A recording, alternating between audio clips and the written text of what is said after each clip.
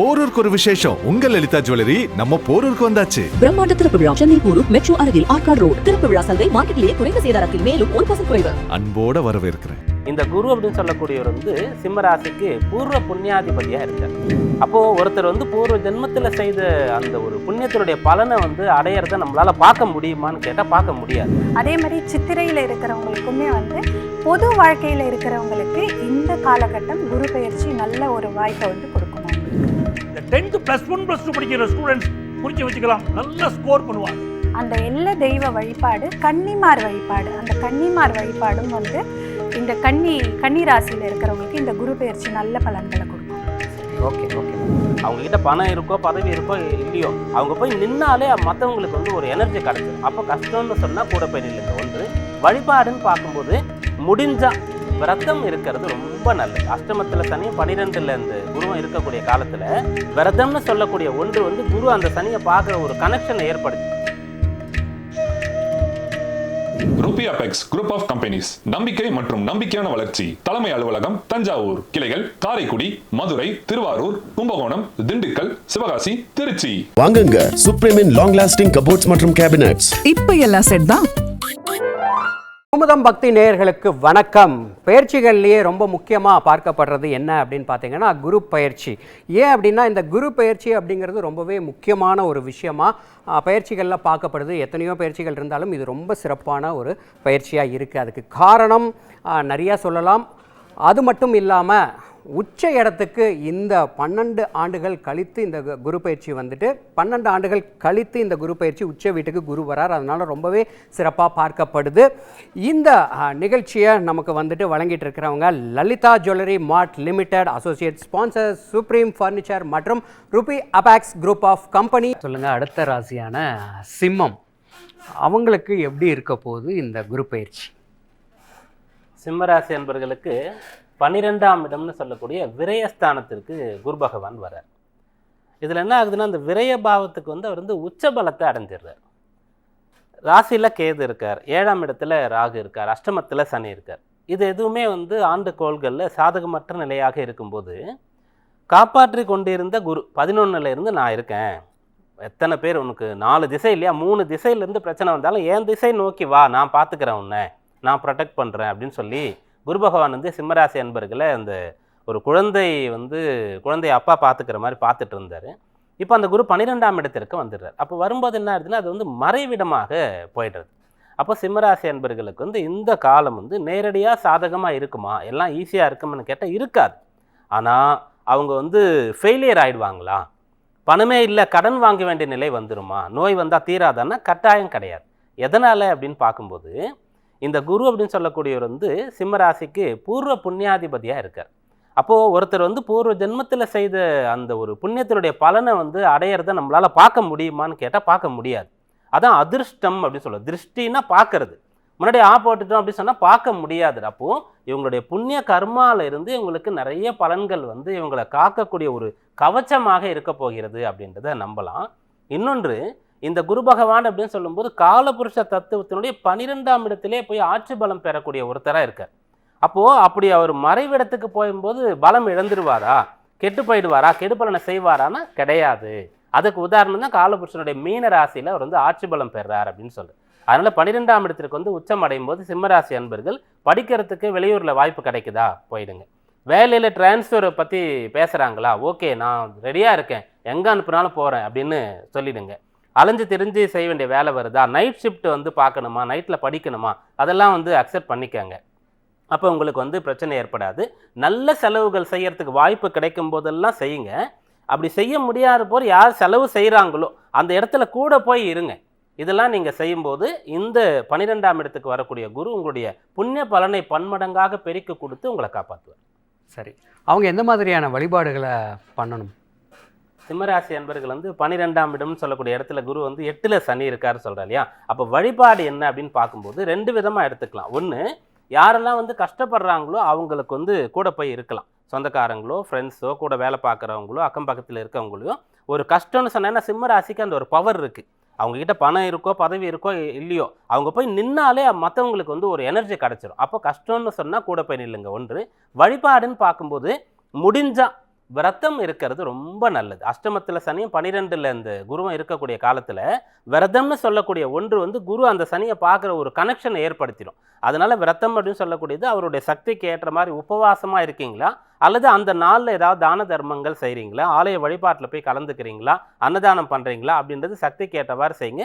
ஏதாவது ஒரு விரதம் இருங்க. விரதங்கள்ல சொல்லும்போது திதி ரீதியாக சஷ்டி, அஷ்டமி, சதுர்த்தி, ஏகாதசி, பௌர்ணமி, பிரதோஷம்னு நிறைய இருக்குது. நட்சத்திர ரீதியாக பார்க்கும்போது கிருத்திகை, சிரவண விரதம் அப்படின்றது இருக்குது. அதனால் ஏதாவது உங்களுக்கு தகுந்த நாளில் விரதம் இருக்கும்போது இந்த குரு பயிற்சியில் அது உங்களுக்கு பக்கபலமாக இருக்கும். சரி, ஓகே மேடம். அடுத்த ராசியா 6வது ராசியான கன்னி ராசிக்கு இந்த குரு பயிற்சி எப்படி இருக்க போகுது? கன்னிக்கு வந்து 11ல் குரு வராரு. அங்கே 11லேருந்து அவர் கன்னிக்கு 3ஆம் இடத்தை பார்ப்பார், 5ஆம் இடத்தை பார்ப்பார், 7ஆம் இடத்தை பார்க்குறாரு. ஸோ திருமணம் ஆகாமல் தடங்கள் ஆகிட்டு இருந்தவங்களுக்கு இப்போ திருமணம் ஆகிறதுக்கான ஒரு நல்ல காலமாக இது இருக்கும். அது மட்டும் இல்லாமல் திருமணமாகி குழந்தை பாக்கியத்துக்காக எதிர்பார்த்துட்டு இருந்தவங்களுக்கு குழந்தை பாக்கியம் இருக்கும். இவங்களுக்கு சிறு பிரயாணங்கள் வந்து நிறைய இருக்கும். இன்னொன்று ரொம்ப நாளாக விற்காமல் இருக்கிற சொத்து, ஏதாவது சொத்து விற்காமல் இருக்குது, வீடு விற்காமல் இருக்குது, லேண்டு விற்காமல் இருக்குது அப்படின்னா இப்போது வந்து அந்த லேண்டோ அந்த வீடோ அது நல்ல விலைக்கு வந்து விற்று போகும் அவங்களுக்கு. ஆக மொத்தத்தில் வந்து இது வந்து கன்னி ராசிக்கு வந்து இந்த குரு பயிற்சி வந்து வீட்டில் நல்ல விசேஷத்தை கொடுக்கக்கூடிய ஒரு நல்ல பயிற்சியாக இருக்கும். சரி, அடுத்ததாக குறிப்பாக கன்னி அப்படின்னாவே அது பெண் ராசி அந்த மாதிரிலாம் சொல்லுவாங்க. அதனால் நம்ம பெண்களுக்கு வருவோமே, எப்படி இருக்கும் பெண்களுக்கு இந்த குரு பயிற்சி எப்படி இருக்க போகுது? கன்னிராசி கன்னியில் பார்த்தீங்கன்னா 3 நட்சத்திரம் இருக்கும். அதில் பார்த்தீங்க அப்படின்னா உத்திரம் இருக்குது, ஹஸ்தம் இருக்குது, சித்திரை இருக்குது. ஒவ்வொரு நட்சத்திரம் ஒவ்வொரு மாதிரியான கேரக்டர்ஸை வந்து அவங்க சொல்லுவாங்க. இப்போ ஹஸ்தம் பார்த்தீங்க அப்படின்னா வெளியில் தைரியமாக காட்டிப்பாங்க, ஆனால் உள்ளுக்குள்ளே வந்து அவங்களோட சாஃப்ட் நேச்சர் வந்து அவங்க கூட ரொம்ப க்ளோஸாக இருக்கிறவங்களுக்கு தான் தெரியும். ஸோ அந்த ஹஸ்தத்தில் பிறந்த பெண்கள் வந்து பெண்களுக்கு இது வந்து நல்ல காலகட்டமாக இருக்கும். அதே மாதிரி உத்திரத்தில் பிறந்தவங்களுக்கு வந்து சப்போஸ் அவங்க அரசியலில் இருக்காங்க அப்படின்னா அவங்களுக்கு வந்து ஒரு பதவி வரத்துக்கோ இல்லைன்னா ஏதோ ஒரு பொறுப்புகள் வந்து அவங்களுக்கு கிடைக்கக்கூடிய வாய்ப்புகளும் இருக்குது பெண்களாக இருக்கிறவங்களா இருந்தால். அதே மாதிரி சித்திரையில் இருக்கிறவங்களுக்குமே வந்து பொது வாழ்க்கையில் இருக்கிறவங்களுக்கு இந்த காலகட்டம் குரு பயிற்சி நல்ல ஒரு வாய்ப்பை வந்து கொடுக்கும் அவங்களுக்கு. சரி, என்ன மாதிரியான வழிபாடுகளை பண்ணால் கன்னிராசிக்கு இந்த குரு பயிற்சி இந்த ஓராண்டு காலமும் சிறப்பாக இருக்க போகுதுன்னு சொல்லுங்கள்? வழிபாடு அப்படின்னு பார்த்தா சாஸ்தா வழிபாடு, எல்லை தெய்வம் அப்படின்னு சொல்லுவோம். முக்கால்வாசி நம்ம அந்த எல்லை தெய்வத்தை வந்து விட்டுடுவோம். அந்த எல்லை தெய்வ வழிபாடு கன்னிமார் வழிபாடு. அந்த கன்னிமார் வழிபாடும் வந்து இந்த கன்னி ராசியில் இருக்கிறவங்களுக்கு இந்த குரு பயிற்சி நல்ல பலன்களை கொடுக்கும். சரி, ஓகே மேடம். சார் நீங்கள் சொல்லுங்கள். அடுத்ததாக துலாம், சரிக்கு சமமாக எடை போடுற ஒரு ராசி அப்படின்னு சொல்லுவாங்களே, அவங்களுக்கு இந்த குரு பயிற்சி எப்படி இருக்க போகுதுன்னு சார்? பொதுவாக நீதியாக நேர்மையாக வாழக்கூடியவர்களை நீங்கள் பார்த்தாலே துலா ராசி நீங்கள் முடிவு பண்ணிடலாம். ரொம்ப நியாயமாக இருப்பான். பெத்த அம்மாவாக இருந்தாலும் அப்பாவாக இருந்தாலும் தப்புனா தப்பு தான். இவளுடைய கேரக்டர் அப்படி. அந்த தவறுகள் எடுத்து சொல்லக்கூடிய கேரக்டர்னாலேயே பல குடும்ப வாழ்க்கையில் எனக்கு ரொம்ப சிரமமாக இருக்குங்கிறான் நிறைய பேர். இந்த துளாராசிக்காரர்களுக்கு இப்போ குரு பகவான் பாக்கிய ஸ்தானத்திலேருந்து 10வது ஸ்தானத்துக்கு வரார். என்ன சார் தர்மத்திலேருந்து கர்மத்துக்கு வராருங்கிறாள், பாக்கிய ஸ்தானத்திலேருந்து 10வது ஸ்தானத்துக்கு வராருங்கிறாலே 10வது ஸ்தானம் உங்களுக்கு நல்லா இல்லையே அப்படின்னா அப்படிலாம் கவலைப்படக்கூடாது. துளாராசிக்காரா நிறைய நன்மைகள் நடக்கும். எப்படி நன்மை நடக்கும்? துளாராசிக்கு வேண்டப்பட்டவர் இல்லை குரு. அவர் 3ஆம் இடத்துக்கும் 6ஆம் இடத்துக்கும் அதிபதி.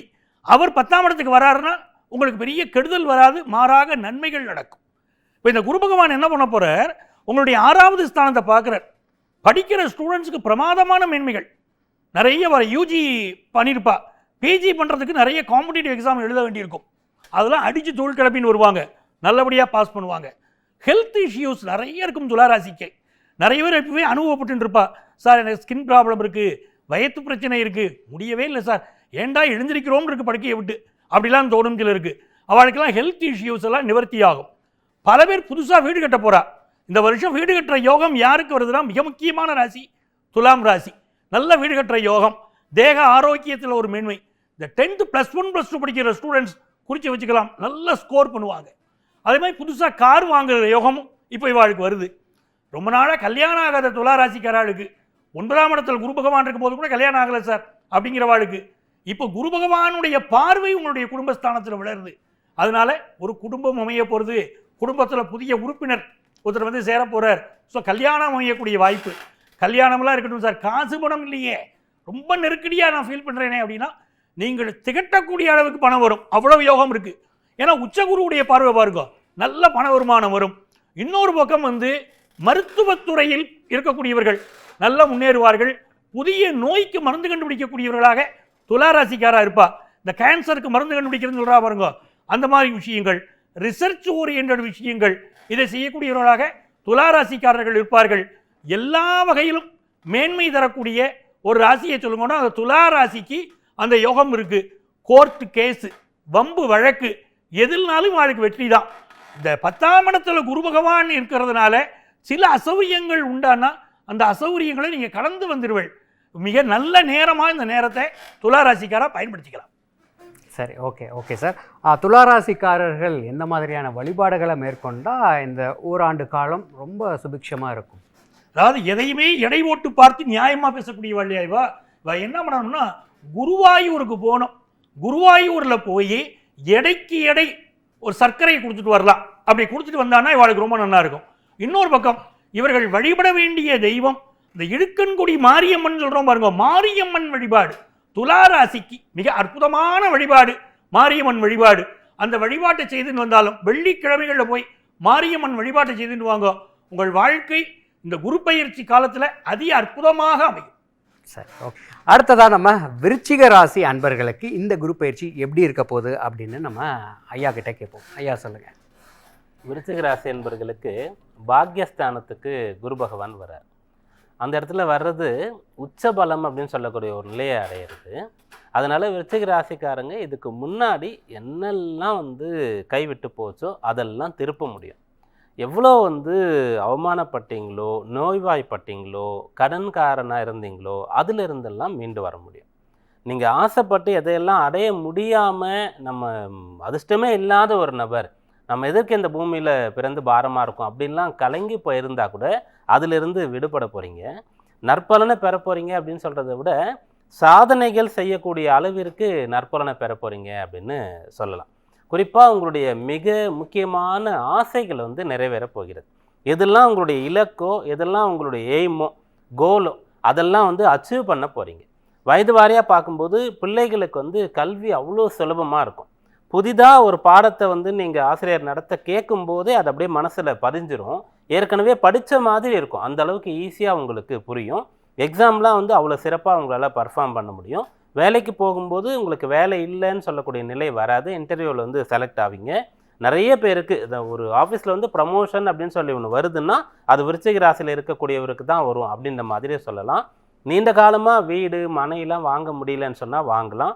நிறைய பிரயாணங்கள், உங்களுக்கு ஆன்மீக தல யாத்திரை செய்ய பிடிக்குன்னா அதன்படி போகலாம். வெளிநாடுகள்லாம் போயிட்டு வரணும் அப்படின்னு சொன்னால் அதன்படி செய்யலாம். கடன் வாங்கி உங்களுடைய பிஸ்னஸை இதன் பிறகு நடத்த முடியாதுன்ற நிலையில் இருந்தவங்க கூட புதுசாக இன்னொரு பிரான்ச் ஆரம்பிக்கிற அளவுக்கு வளர போகிறீங்க அப்படின்னு சொல்லலாம். குரு ஒரு சுபர்னு சொல்லுவோம், தேவகுரு பிரகஸ்பதின்னு. ஆனால் இப்போ அவர் கொடுக்கக்கூடிய பலனை ஒரு வார்த்தையில் சொல்லணும்னு சொன்னால் அசுரன் போன்ற பலன், அசுர வளர்ச்சின்னு சொல்லுவோம் இல்லையா, அந்த வளர்ச்சியை விருச்சிக ராசி அன்பர்கள் அடைய போகிறீங்க. சார், இந்த ராசிக்காரர்கள் என்ன வழிபாடை மேற்கொண்டால் சிறப்பாக இருக்கும்? விருச்சிக ராசி அன்பர்களுக்கு இந்த குரு பகவான் 9ஆம் இடத்திற்கு வராரு. அவர் 2 மற்றும் 5ஆம் இடத்திற்கு அதிபதியாக இருக்கார். அப்போது எங்கெல்லாம் ஒரு கோவில் திருப்பணி நடக்கிறதோ அங்கெல்லாம் போய் நீங்கள் கலந்து கொள்ளலாம். உங்களால் முடிந்த அளவிற்கு அதற்கான திருப்பணிக்கான கைங்கரியம், டொனேஷன்ஸ் அதை கொடுக்கலாம். கொடுக்க முடியாமல் அந்த பயிற்சியுடைய ஆரம்பத்திலே இது நடக்குது அப்படின்னு சொன்னால் மற்றவங்க கிட்டேருந்து கலெக்ட் பண்ணி கொடுக்கலாம். அதே போல் நட்பு வட்டாரத்தில் அல்லது உங்களுடைய உறவினர் வட்டாரத்தில் ஒருத்தர் ஒரு கல்யாணம் வச்சுருக்காருன்னு சொன்னால் அதுக்கு போய் ஹெல்ப் பண்ணுறது, இல்லை ஒருத்தர் திடீர் நோய்வாய்ப்பட்டிருக்காரு, இன்சூரன்ஸ்லாம் அவர் எடுக்கலைன்னு சொல்லும்போது அந்த நேரத்தில் உங்களால் எவ்வளோ கலெக்ட் பண்ணி கொடுத்து அவரை மீட்க முடியுமோ அதெல்லாம் நீங்கள் ப்ராக்டிக்கலாக பண்ணலாம். ஆலய திருப்பணியில் கலந்துக்கிறதுன்னு சொல்கிறது. கும்பாபிஷேகம்னு சொல்லி நடக்கும்போது நிறைய பேர் இப்போல்லாம் கும்பாபிஷேகத்துக்கு போக முடியலனா கூட ஒரு மண்டலத்துக்குள்ளே அங்கே போயிட்டு வந்துடணும் அப்படின்ற மாதிரி வச்சு போகிறீங்க. நீங்கள் என்ன பண்ணலான்னா கும்பாபிஷேகத்துக்கு முன்னதே நீங்கள் பிளான் பண்ணிவிட்டு அங்கே போய் தங்கி இருந்து பார்க்குற ஒரு விஷயங்களை செய்யும்போது இந்த பலனை முழுமையாக உங்களால் பெற முடியும். போரூருக்கு ஒரு விசேஷம். உங்கள் லலிதா ஜுவல்லரி நம்ம போரூருக்கு வந்தாச்சு. பிரம்மாண்ட திறப்பு விழா சென்னை போரூர் மெட்ரோ அருகில் ஆர்காட் ரோட். திறப்பு விழா சந்தை மார்க்கெட்டிலேயே குறைந்த சேதாரத்தில் மேலும் 1% குறைவு. அன்போட வரவேற்கிறேன். Ruby apex group of companies, நம்பிக்கை மற்றும் நம்பிக்கையான வளர்ச்சி. தலைமை அலுவலகம் தஞ்சாவூர், கிளைகள் Karaikudi, Madurai, Thiruvarur, Kumbakonam, Dindigul, Sivakasi, Trichy. Supreme furniture, truly stylish, எங்கேயும் எப்போதும் சுப்ரீம் பர்னிச்சர்.